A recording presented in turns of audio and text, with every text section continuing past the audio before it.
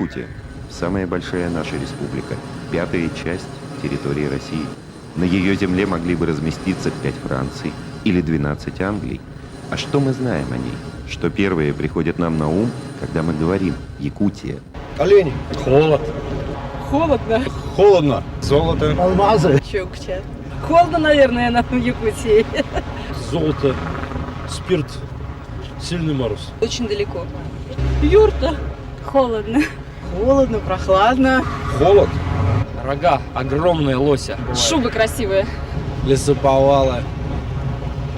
Зона, а что еще? Алмазы, бриллианты. Холодно, очень холодно. Холод. Бриллианты, алмазы и холод. Все.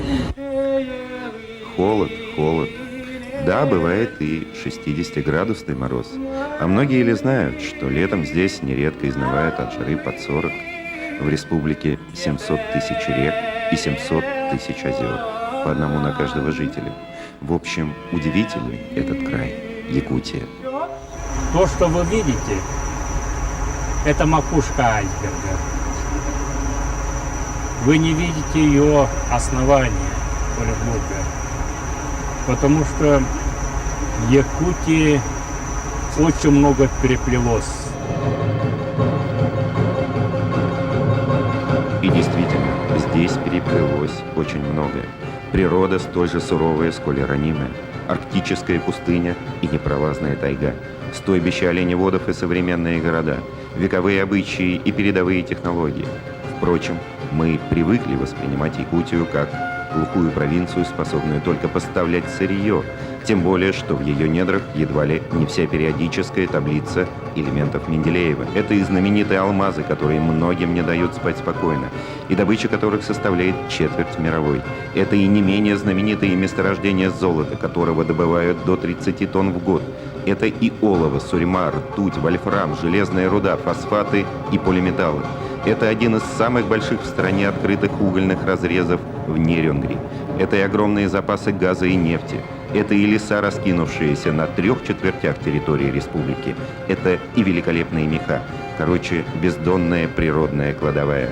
И десятилетиями, полными пригоршнями черпали и черпали из этих запасов, не особенно задумываясь о будущем.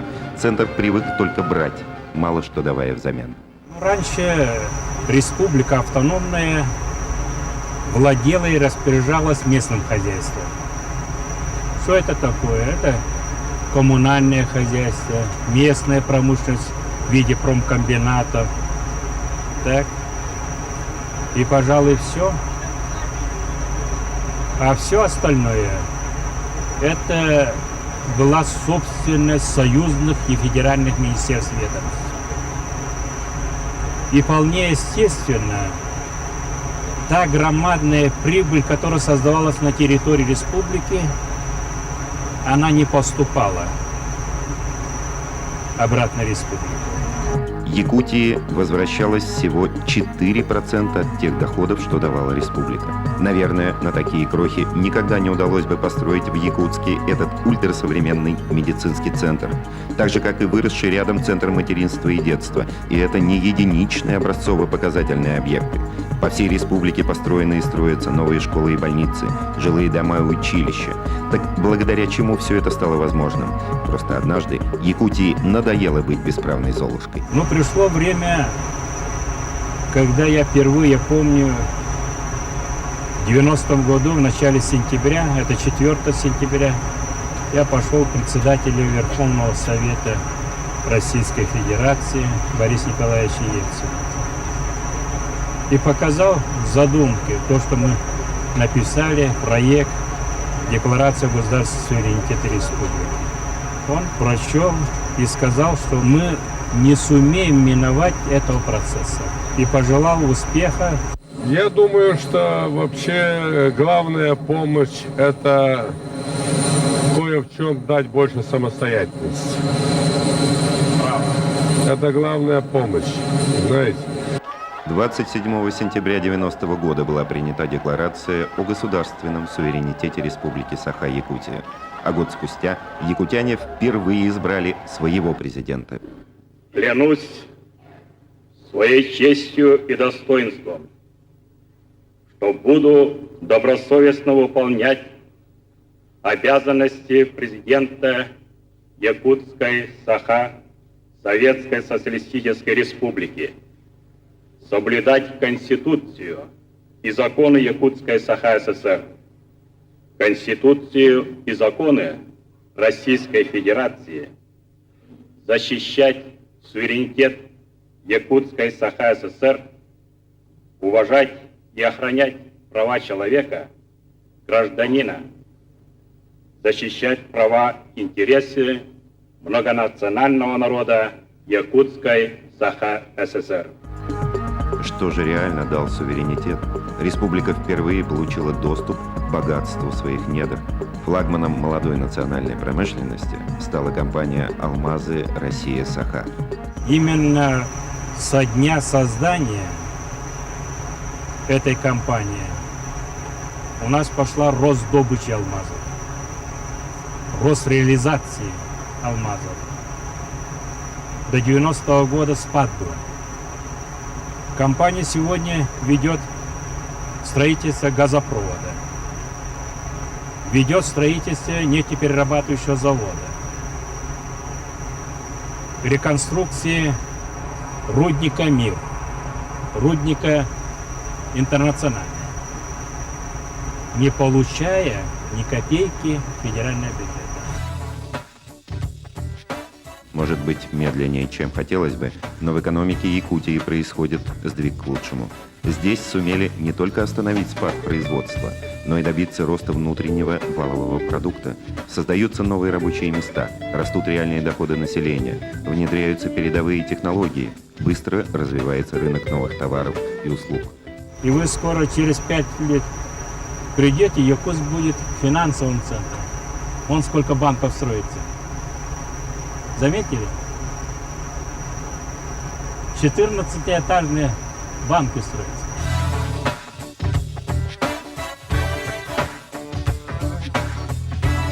Так что, все проблемы в Якутии уже решены, и в краю вечной мерзлоты создан некий райский уголок?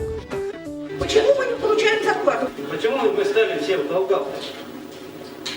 На каком основании? Следующая зарплата когда будет? А куда у нас детская компенсация девается? Со своей стороны мы выделили 60 миллиардов рублей. Вы этот месяц за этот месяц получите. Это ноябрь. По ноябрю. Как распределите? Кому сколько дадите? Ну, здесь президенту, наверное, невозможно сидеть и дирижировать. До боли знакомые россиянам проблемы, но президент не боится острых вопросов, всегда ищет возможность помочь. Хоть и отвечать ему часто приходится за чужие грехи и недоработки. Конечно, недовольные были и будут всегда, а между тем по уровню зарплаты республика на одном из первых мест в стране, а задолженность по той же зарплате, наоборот, одна из самых низких. Масштабы жилищного строительства таковы, что им может позавидовать любой другой регион России. А ведь помимо своих забот республика не забывает и об общероссийских. Сама Якутия, к примеру, не нуждается ни в олове, ни в сурьме. Но они нужны России, и республика за счет собственных средств ведет их добычу. Добывает угля, газа и нефти гораздо больше, чем потребляет сама. А как же иначе, в одиночку, без взаимной помощи, не прожить, а уж тем более на севере? Хотя стороннему наблюдателю может прийти мысль, а зачем якутянам эти дополнительные проблемы? Простое вроде бы решение – отделиться от всех и вся и за счет алмазов обеспечить своему народу безбедную жизнь. Абсолютно у нас и дома, и во сне мы не видим этого процесса. Наоборот, говорит, наши предки до того умные были, что вместе с Россией живут. Мы свое благополучие создадим у себя под куполом, под защитой России.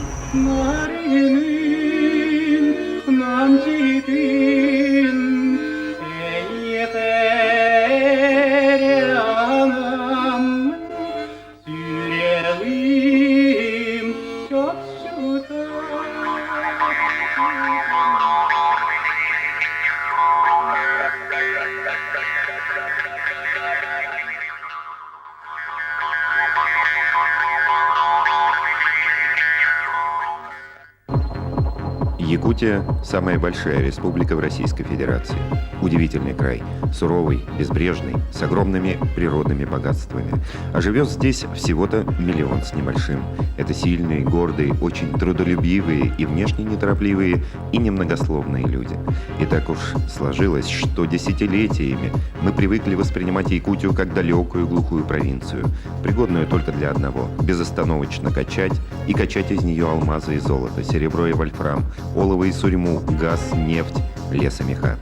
И мало кто задумывался, что за люди живут в этом краю и какие проблемы их волнуют.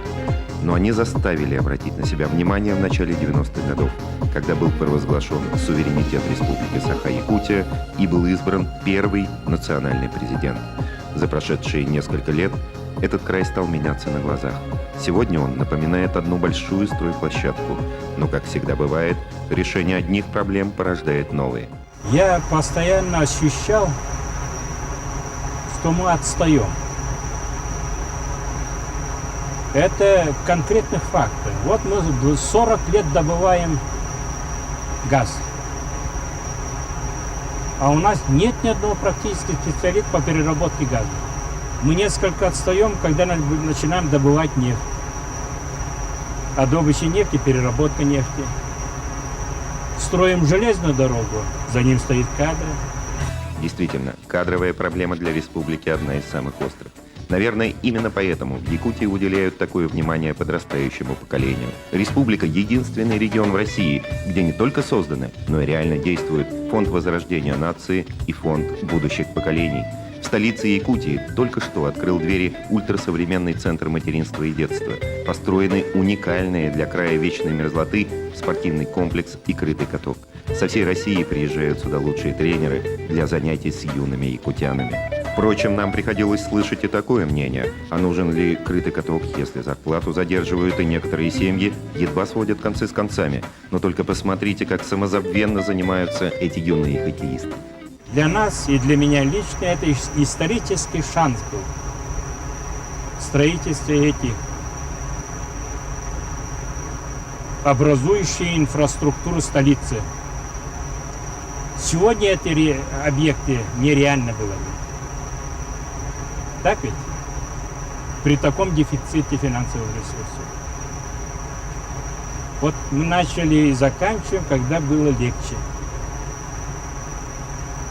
Поэтому я судьбе благодарен, что я не упустил исторический шанс. Сели два, сели, Евгений. 3 тянемся, носочки Полина. 4, Дина, сели. Ну, красивая. 3, стой. На колени другую. 4. 2, 3. Так, мамаша Гери. 1, 2. Глядя на новые спортивные залы, стадионы и бассейны, построенные за последние годы, невольно думаешь, конечно, все заработанное можно просто проесть, но если сегодня, как бы ни было трудно, не вкладывать в будущее, этого будущего может и не быть. И тогда республика и в 21 веке будет обречена оставаться и сырьевым придатком, и глухой провинцией, не способной обеспечить достойное существование своим гражданам. Этот уникальный медицинский центр тоже часть продуманной, целенаправленной политики, на которую в Якутии не жалеют средств. Центр оснащен самой современной медицинской техникой, которой могли бы позавидовать и иные московские клиники. Работающие здесь специалисты могут не только диагностировать практически любое заболевание, но и проводить уникальные по своему характеру операции. Их делают до 50 в неделю. Сюда за бесплатной медицинской помощью может обратиться любой житель республики. Впрочем, в Якутии медицинские учреждения строятся и обновляются повсеместно.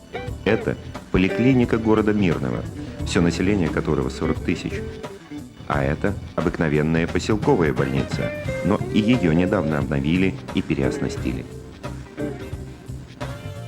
Здоровье нельзя поправить только лечением. И мы должны поднять, философию престижности человека в отношении его здоровья. Вот если, когда он задумается над этой проблемой, тогда мы решим проблему долголетия. Это знаменитый семейный детский дом Матвеевых в сельском Намском районе республики. Новый с иголочки коттедж был построен на государственные средства. Сегодня здесь нашли настоящее человеческое тепло 16 ребятишек самых разных национальностей. Но, пожалуй, кадры, которые вы видите, говорят сами за себя.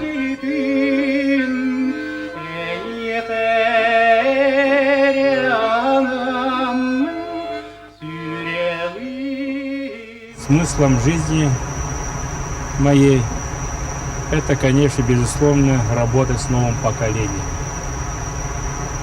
Наше поколение уходящее, мы много не сделаем сегодня, да? Мы навряд ли можем оказать какое-то воздействие прошлому. Прошлое уже история. А я глубоко убежден, что мы можем оказать будущее через новое поколение. Совсем недавно, недалеко от Якутска, была создана высшая школа музыки.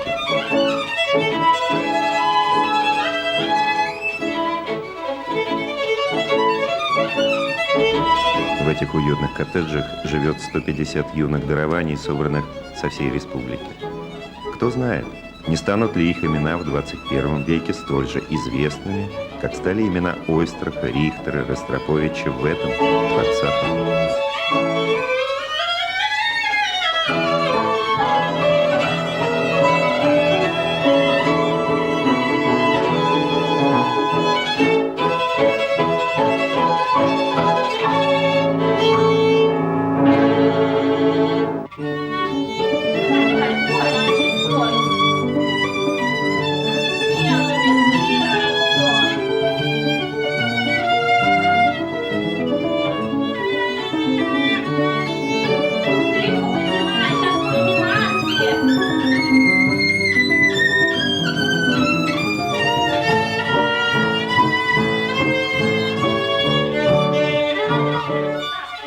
Мы 4 года тому назад открыли, это первый единственный специальный банк знаний, учредителем который является правительство республики. И вот впервые в этом банке мы открыли персональные лицевые счета 100 тысячам ребятишкам, которые учатся и живут в сельской местности. Это половина учащихся. Мы открыли каждому учителю лицевой счет, а их 21 тысяча. Следующее. Мы, наверное, единственный субъект Российской Федерации, который приняли закон об учителе. Сегодня учитель защищен законодательно. Мы 1000 стипендий учителям установили. 1000. Сумма его довольно большая. 500 тысяч в месяц необлагаемые налогом. Это 6 миллионов. Это 2 раза больше, чем стипендия Сороса. Одна из последних новостроек Якутска, новое здание университета, зажигает огни. Многое сделано за последние годы. А о чем мечтается? В самых жестких условиях в климатическом отношении люди жили побогаче. Доброта у людей, когда у него есть, так ведь? А нищий человек, он всегда злой. Да? Что больше доброты, а для этого благополучие людей было. Вот мечта. Чисто житейская, земная. Нам